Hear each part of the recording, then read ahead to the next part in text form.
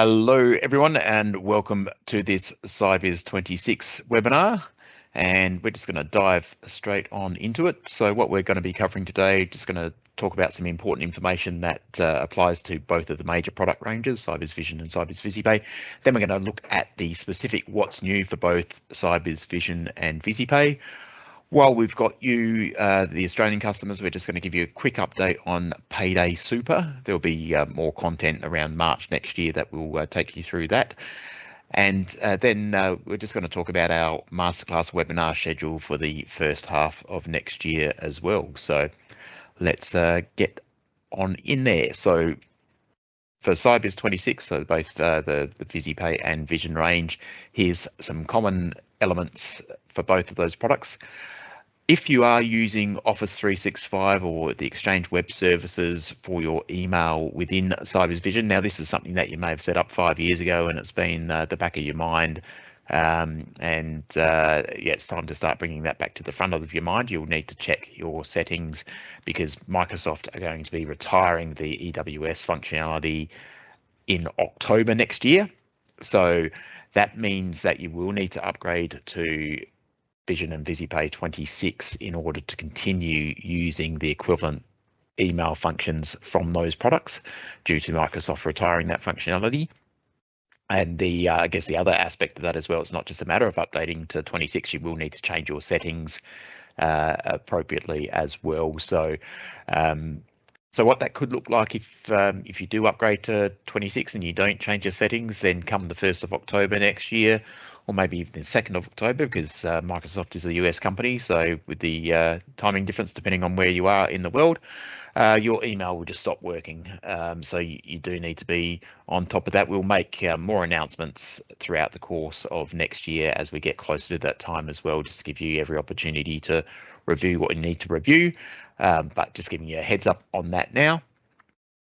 Microsoft SQL 2025 has just been released, and that is able to be used with Sybiz products. So if you are planning an upgrade to Microsoft SQL, rather than going to an earlier version, you can go to 2025.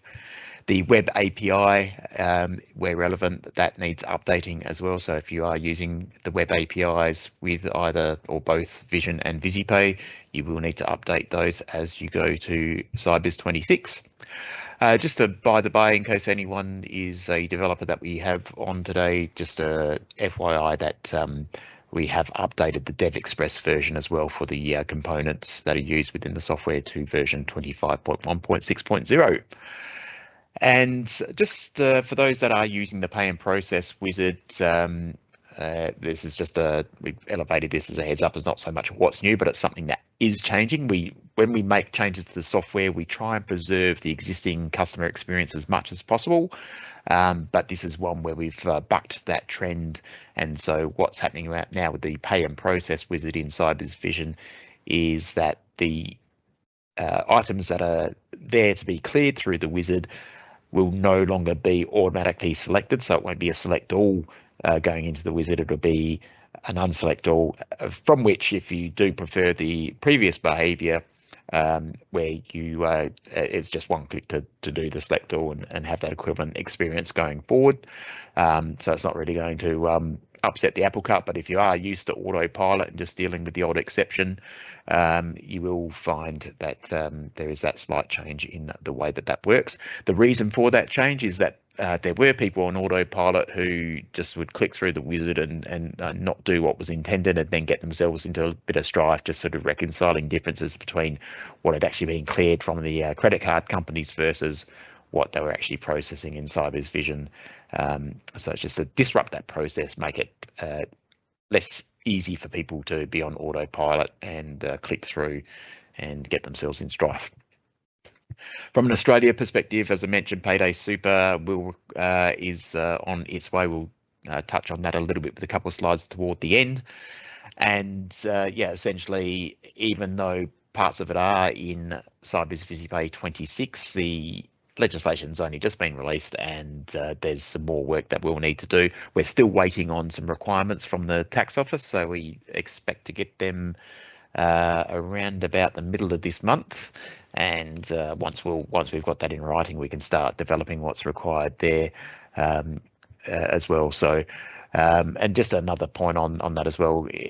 We'll reiterate this as much as possible. One of the I guess big barriers to payday super going smoothly is people leaving it to the last minute to choose a new clearinghouse. So if you are using the ATO Small Business Clearinghouse, then yeah, we suggest that you get onto an alternative well in advance and not leave it to the last minute. So we'll repeat that a little bit later on as well.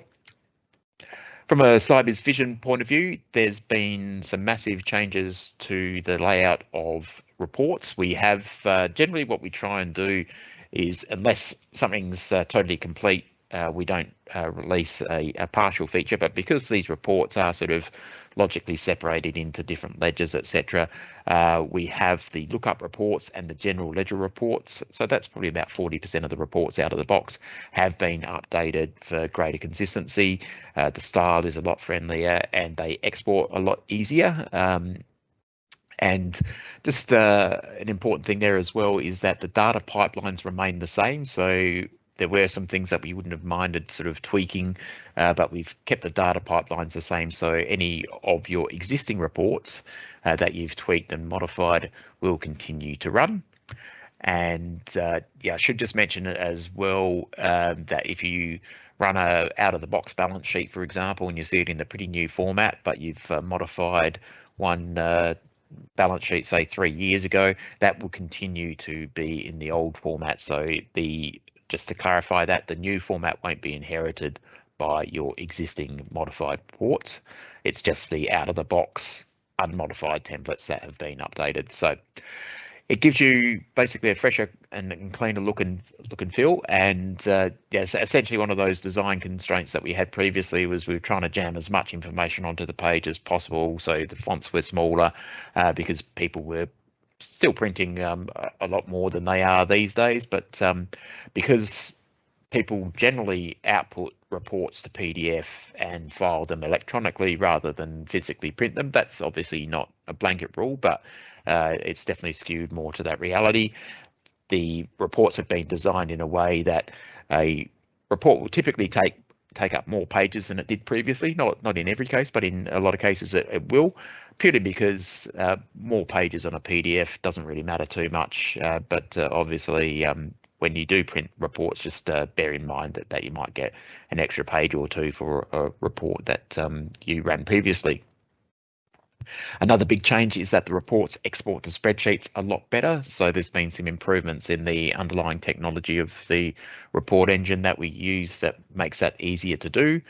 So if you are doing things like exporting a trial balance out to Excel, that will give you a lot better experience than you currently have with all these additional columns and rows, etc., that you need to delete before you can actually use the report properly as a spreadsheet. So as I said, the out-of-the-box templates are the ones that have changed. Any reports that you've modified over the years will remain as is. If you are using report sets, which I hope is everybody, the reports may look a little bit odd if you've got a mix of old and new templates and modified templates. So you get these pretty new reports and the old reports in the same report set. And obviously, as we release the other reports for the other ledgers, which will continue through version 2610, we will, yeah, you'll obviously get a change in those report sets, but with the proviso that the reports that you've modified based on the old templates will still maintain that older style format. There's more work that's going to be continuing, so we are looking to retire some of the reports that perhaps we're just there for completeness, like some of the lookup reports don't really make sense. So we'll start retiring some of those reports through an archiving process. And we are looking also to re-engineer some of the reports to better fulfill the reporting objective. So what more information can we provide? What different options can we provide with those reports to give you a better reporting outcome, bearing in mind, of course, that there's so many other ways to report data within Sybiz Vision, and printed reports or the old style reports not the best way of reporting in a lot of cases, but we will still be making some improvements there.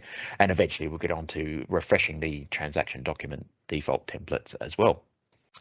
So just an example of the new look and feel of the reports, introducing a new report as well, the cash flow statement report. So that's the way the report renders on the right hand side there. So there's a splash of color. It's laid out more in a tabular sense. So again, that's giving you a better export experience out to Excel. And yeah, so essentially with the cash flow statement itself, it is a new report that allows you to classify your general ledger accounts. So there's a new lookup that powers that classification. So there's three main types. You've got operations, investments, and financing, and then you can subcategorize those as we've done in the example here, where we've split the operations into general, office, staffing, and trading. And there's options as well to include or exclude overdrawn bank accounts and credit card account types, depending on how you're using those account types.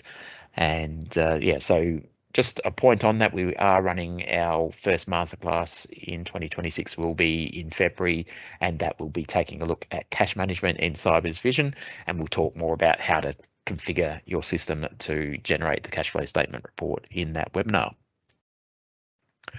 Another new feature in Sybiz Vision 26 is the concept of a default user state. So the business problem here is that if you have different users in your organization that have done weird and wacky and wonderful things, or at least they think they're wonderful with their user interfaces, and you come along to give them a hand, and to you their UI and their grid layouts, etc., look like space junk, and it makes it hard to actually instruct them on what to do, and you'd like a more consistent look and feel for your user interfaces throughout your organization, this is what default user states is for.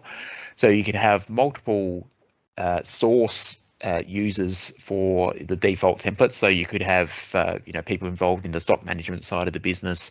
They could have their own user interface layout that's published among themselves, and then people involved in the financial side of the business could have their own user interface and share it amongst each other. So essentially it's a matter of choosing a user to define that interface. So it's probably someone that's already done a lot of work there already, and the reason we've taken this design approach rather than having you set up a new user specifically for the purpose of designing a default, you've probably got someone who's sort of 80-90% of the way there as to something that you want to deploy across that business unit. And so you can essentially publish that user's user state among other users. And as they continue to refine and update their user state, you can republish back to that subset of users. So there's no obligation to use this particular feature. You may be totally happy doing what you're doing. So this is an example of where our design is unobtrusive. So if you want to continue doing what you're doing, this won't get in your way, but it is an option there for you to be able to do that.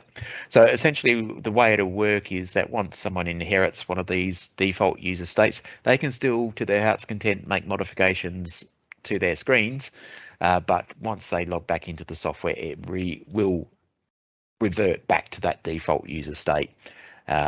So that is the way that will work, and yeah, it's one of those things where it's going to be hugely beneficial to a subset of customers, but there's going to be others that it may not provide a benefit for at this point in time, but that could change down the track.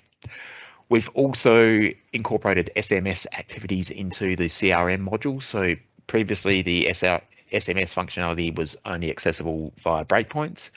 Now there's a new CRM SMS activity. So for those that do have the CRM module, you'll know that that's integrated throughout the system. So you can do activities, etc., while you're in the invoicing screen, for example. So it does permeate across the system, and it will not only send the SMS, but it'll log that as an activity in CRM as well. There's also been a lot of work done to improve the Sybiz cloud infrastructure and environment. So for those that don't know, that is based on the Microsoft Azure environment. And so the performance has been improved. We are, as a result of that restructure, going to be reducing the costs in early 2026 as well. So good news for those that are on Sybiz Cloud. And there's some further architectural improvements on the way as well. So we continue to improve that environment for those that are using Sybiz Cloud. And just a bunch of other improvements, and you can refer to the what's new if you want some more information on these. We have, for those that are using bank feeds in the CDR or open banking process, the consent and notifications are now integrated through that process.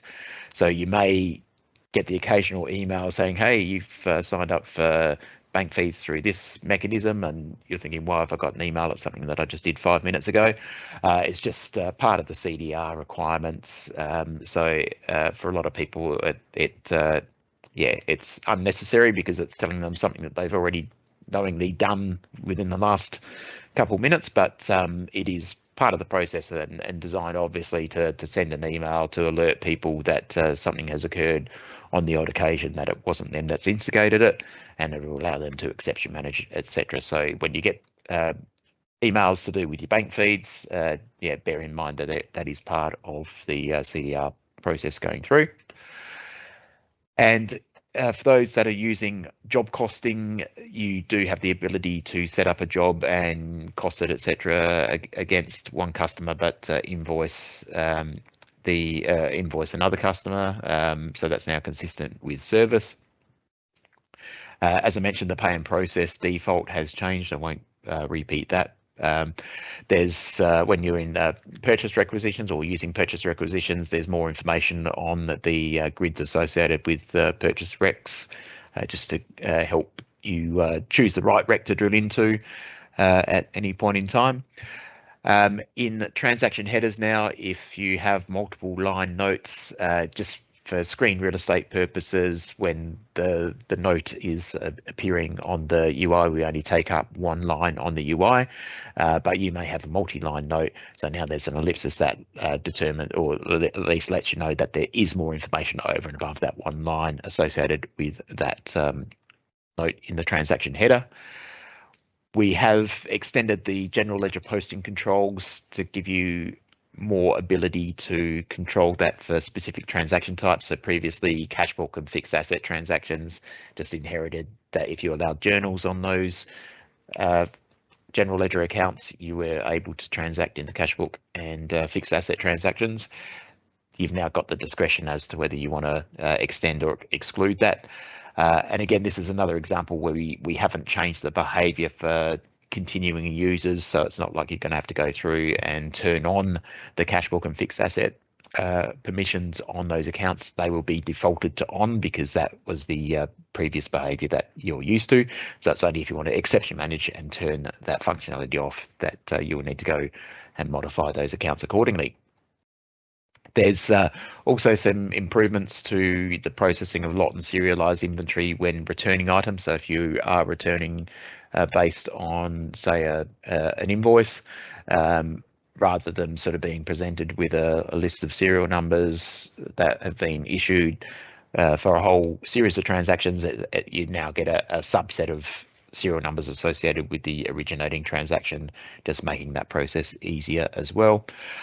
Diminishing products are now available in periodic billing, and that is for the order side and invoice side only. There's no, for obvious reasons, no delivery facility within periodic billing, so the deliveries would need to be handled separately, but that's an improvement there for those that have been waiting for that functionality. There's also improved visibility of your product items in the service inquiry on purchase transactions. So for those that are used to doing those types of transactions, you essentially nominate, and this is similar in job costing, where you nominate the job or the service request, and then you nominate the stock item. Previously, you weren't able to see the product items on some of the grids within the service inquiry screens. That's been improved there. If you are using the web API and have things that have been written for you utilizing the web API, it is now possible to designate your transaction documents within Vision to be web API specific, so you can run separate transaction document types, specifically for the web API compared to the desktop experience. So you may have a more streamlined or a smaller form factor if you've got reps on the road that are printing things on a portable printer. That gives you that ability to get some greater control there as well. If you are using the document store across Sybiz Vision, if you are putting spreadsheets into that area of the software, previously what would happen is if you went to preview them within Sybiz Vision, they'd get rendered in a viewer in sort of a PDF format, which wasn't very user-friendly. They're now getting rendered as spreadsheets. And when you're closing your tax periods as well, you get better information on the screen as to the start and end dates for the various different tax periods. So if you are having different tax periods for your tax withholding as opposed to your general withholding and your payroll withholding, then yeah, you just get better information on the screen. So you don't, hopefully, reduces the likelihood of preemptively closing a tax period. From a mobile apps point of view, so if you are watching this live, they're going to be released next Monday. If you are watching the recording beyond the 8th of December, then those apps updates have already been released. So there's been a lot of work going on in the mobile space this year. So there's been a massive job to port the framework from Microsoft Xamarin to Microsoft Maui. Yeah, that's pretty much invisible to the end user, but just that there are some people that are interested in the underlying technology, so that will mean something to them.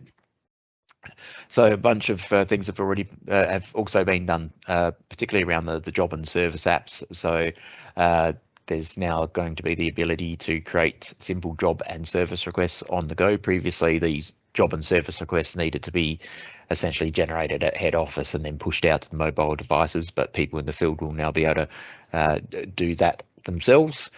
There's better use of color coding in the jobs and service mobile apps as well. Similarly, a better experience swiping to open in the job and service apps.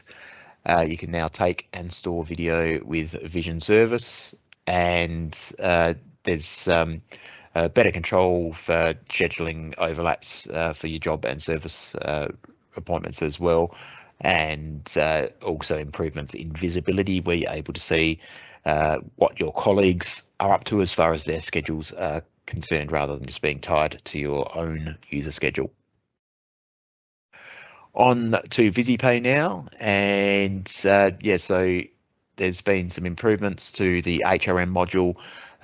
Previously, the experience was if you had to make multiple changes to various HRM records, you'd have to drill down into the employee record, go to the node that you wanted to make a change to, drill into that record, make the change, save the employee, and then go back, find the next employee that you wanted to work on, etc., and drill all the way into their record. Now you're able to use the right-click edit straight off of the HRM view grids. So if you are wanting to make multiple updates, so if a bunch of people have updated various certifications, etc., rather than having to go in, drill into each individual employee at a fairly deep level, you can now do that off of the grid itself. The qualifying earning flag is something that's been put in place in the lead up to Payday Super. So for those of you that are currently on version 25.10, that flag, although its nature hasn't changed, its name has. It was previously referred to as the Ordinary Times Earnings or OTE flag. Yeah, due to some changes in the goalposts throughout the process of getting the legislation finalised for Payday Super, the concept of qualifying earning is now the main thing to focus on as far as Payday Super is concerned, and we'll talk about that in a moment as well. There's also the first phase of the employee onboarding. So for Sybiz Super users, it's a process that is facilitated via the Sybiz employer portal. And at this point in time, it does commence with an upload of some basic information via a spreadsheet. That is soon to change to enable you just to key the information into the screen rather than upload a spreadsheet. So it is just really basic information: first name, last name, birth date, and email address. That will then generate an email to be received by the employee. They then create a portal account and complete the onboarding process. So that allows them to sort of provide their banking and super details and other confirmations of the nature of their employment as well through that process. So the reason it's facilitated through the employer portal is that SuperChoice, who are the providers of the Sybiz employer portal, and which also powers Sybiz Super and the STP processes, they have a massive database. So chances are your new employee is already in their record somewhere, and so it makes the process easier of finding some of their previous super funds and suggesting which one they should be using going forward as they join you. So this is onboarding for new employees. Just to confirm, there have been some customers that have got a bit confused and thought they needed to do it for all of their existing employees. That's not the case. It's just for your new hires. Some other improvements that we've made in VisiPay, we have, or you've now got the ability to deactivate super funds when they're no longer required. You can attach files when using the SMTP email type. The employee reminders can now be archived rather than just disappearing, so they effectively become a note once they've been dealt with, so they're there for posterity. You have the ability to, rather than generate an emailed payslip or print them out, hopefully no one's doing that anymore, but you have the ability just to send an email to say, hey, your payslip's available, and they can click the link in ESS or go to the ESS app and retrieve their payslips accordingly there. So that is something new there as well. I should just point out that that mechanism does comply with Fair Work in Australia. I can't speak to whether that's applicable in any other jurisdictions, but so yeah, just be careful if you're using VisiPay in other jurisdictions. And there's also some better controls now with your payroll postings, your general ledger settings and mappings. Just makes it easier to clear account assignments. So if you are needing to maintain those accounts, there's some better flexibility there in what you can do out of the box. So the final thing that we'll cover off just before we announce our upcoming masterclass webinars is just a very quick run through Payday Super. So this is something that's very similar to what we've discussed previously, but there are some slight changes to the information. The ATO is continually releasing new information as well. We as software developers had a session with them on Tuesday, so we're still awaiting the final requirements from a software development point of view. So we can't give you all of the answers at this point in time, but the big takeaway, I guess, is that we're quite confident in terms of the infrastructure, our ecosystem that we have with Sybiz VisiPay and Sybiz Super, that's already capable of supporting Payday Super once we make the STP changes. So yeah, that's pretty cool. There's a lot that you guys need to do to get ready for Payday Super as well. We'll talk a little bit about that. There's a link here to some resources, but you can just Google that. Just make sure you go to the official ATO sources. We at Sybiz, we adhere to what the ATO requests of software developers, which is don't republish their information, rather provide links back to that one source of truth. So if you are Googling, make sure you go to the ATO websites and not any republishing that has happened in maybe other software developers or the super funds, because that information may be stale. So legislation's passed. There will be a major STP reporting change in terms of the super liability. That is something that we're already reporting, so that's going to be a no-brainer for us, but the new qualifying earnings will need to be reported there as well. We are aiming to put that change into Sybiz VisiPay 2610, just to give you a bit of clarity there. And as I said earlier, Sybiz VisiPay 26 doesn't include those changes because we haven't been told what those changes are as yet in terms of the actual specifications being updated, and the test cases have not been provided to us just yet. So we still have some work to do there. But you can flag your pay items as qualifying earnings in 26. And yeah, basically what we've done there is that if you have a pay item that superannuation guarantee does apply, then we will automatically tick on the qualifying earnings flag, but you may need to manually uncheck items that aren't qualifying earnings. So basically, qualifying earnings is the basis for the employer super guarantee and also the super guarantee charge. That's why the ATO want us to report it through STP, so that if you do miss a deadline, they will ping you for the super guarantee charge based on your reported qualifying earnings. You can't make up the qualifying earnings rate, so you can't just take the super liability and divide it by the ESG rate and say that's my qualifying earnings. Because there may be industrial instruments that say that certain pay items need to be treated as ESG applies, even though the legislation doesn't require ESG for those items. So yeah, so you could have super applies and the qualifying earning flag unchecked, but you'll never have a situation where the qualifying earning flag is checked where the super does not apply. One of the mechanical changes in terms of things that didn't attract super that now do is commissions. So, or specifically commissions that were earned purely from work performed outside of ordinary hours. Because of their connection to overtime, they weren't deemed OTE, therefore super didn't apply, but they are going to be deemed qualifying earnings and super applies. Conversely, bonuses earned solely from performing work outside of hours remain as not subject to ESG, but I guess that's one of those examples where an industrial instrument may say that bonuses earned outside of hours will need ESG paid.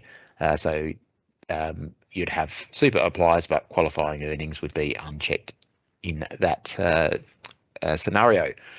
Subject to changing information. We are still seeing some goalpost move, but yeah, so just keep that in mind. And qualifying earnings is, as I said, the basis for the super guarantee charge.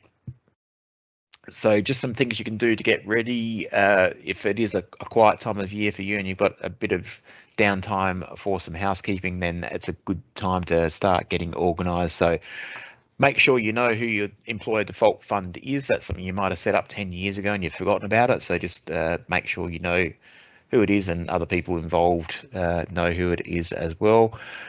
Plan your upgrades. So technically you could wait until 2610. You don't need to go to 26, but we always recommend that you are on the latest version, particularly at the end of financial year.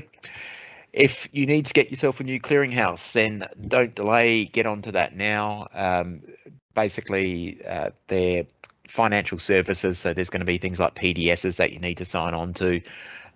So just bear that in mind as well, that it's not just a matter of clicking a few buttons and you're up and running. There are some formal processes to go through, so don't leave it to the last minute. If your intention is to wait until you do your last submission on the Small Business Superannuation Clearinghouse and then worry about finding a new clearinghouse, then you're doing it wrong. So change your plans there and make sure you get a clearinghouse sooner rather than later. Review your qualifying earning flags. And as I said, in most cases, it's going to be a case that the qualifying earning flag and super does apply will be in unison, but there are some exceptions. And one of the really important things as well is just to elevate the importance of communicating about superannuation within your organisation. So regularly sort of in your communication with your staff, just say if you're thinking of changing super funds, just remember you've got to let us know as soon as you make those changes, because the clock starts ticking as soon as you do your super reporting, or rather as soon as you process your pays. But if something gets rejected and it comes back to you within the 3 business day service level that the super funds have got, that doesn't reset your clock. You've still then got only 4 days left to make sure that money hits your employee's super account within that 7 business day period. So there are a lot of little things in place that will help you get back on track if you fail to comply. We're not going to be incorporating them into VisiPay. We're just looking at the path of least resistance and just assuming that everyone's going to be doing the right thing, getting on top of this, paying on time as part of their pay processes. So we're not going to put all this noise and fluff in there just in case you get it wrong, because that's going to disrupt the user experience for everyone else, and it should hopefully only be an exception that you'll be able to manage using the ATO processes in line with the super guarantee charge. Because there is the potential for collisions of contributions for the 25-26 financial year and the 26-27 financial year. In fact, payday super, you're quite likely going to be paying payday super for 26-27 before you've paid your final contribution for 25-26. So just make some calculations as to what that's going to mean for the potential of people exceeding their concessional contribution caps. So that may mean that you want to get your 25-26 contributions paid prior to the 30th of June of 26, but you're also going to need to factor in the previous financial year as well when it comes to exceeding concessional contribution caps. So just a couple little scenarios as well, just looking at two different payroll scenarios. So the first one's very similar to what we do at Sybiz. We have monthly pays, we pay super monthly, and et cetera, et cetera. So we need to review qualifying earning flags on pay items, and we just need to tighten our timeframes for super processing. So for us, it's going to be relatively easy. We don't, all we're going to have to do is speed things up from a super processing point of view. But then conversely, if you're in this kind of scenario where you're paying on the second scenario there, where you're doing weekly pays, you're paying super quarterly using the small business superannuation clearinghouse, which is closing as of the 1st or the 30th of June next year, essentially. If you have some employees that exceed the super contribution base, or part-time employees that are under 18 years of age, then you've got a lot more to do. So you're going to have to review qualifying earnings flags. So no different to us. You're going to have to find a new avenue to report and pay super. You can Google Sybiz Super and have a look at what's on offer there. You're going to have to pay super 52, 53 times a year, up from 4. So that gives a lot more touch points, a lot more chance for things to go wrong because of that increase in frequency. You're going to need to manage that transition from the quarterly to the annual reckoning of the super contribution base, and you are just going to have to be aware of that differential treatment for under 18 employees. So we haven't had that in black and white writing yet because we haven't got the requirements from the ATO, but it is likely that payments made to under 18s that are part-time will not be flagged as qualifying earnings. So just if you do have employees in that category, just tie a bit of string around your finger to look at that information once it comes out. We have had some information as software developers which isn't correct, so we're waiting for that information to be updated before we relay that to you. So there will be some more information on Payday Super coming up. So in terms of our masterclass webinars, so next year we'll have cash management in February, Sybiz VisiPay, just a comprehensive overview, and also that focus on payday superannuation in March next year. Hopefully by that time we'll have a clearer understanding of when VisiPay 2610 will be released. And in April we'll have a report writer basics. So that's just looking at if you're wanting to make minor tweaks to either your reports or your transaction documents, just giving you some handy tips around some of those more basic changes. And also we'll look at tax management in May of next year as well. So we have started adding quizzes to the masterclass webinars. So if you're a nerd like I am and you like testing your knowledge, then you can have a crack at the quiz and see how you go as well. So with that, yeah, we get to the end of our session, and if you do have any questions, you can put them in the chat box in the last little minute while I'm waffle on in conclusion, or if you are watching the recording, you can send those questions to sybiz@sybiz.com or fill out our web contact form, and we'll do our best to provide answers to those questions. And yeah, with that, this is our final webinar for 2025. So I'd just like to take the opportunity to wish you all the very best for the festive season and a great start to 2026. Thanks again for tuning in. Cheers. Bye.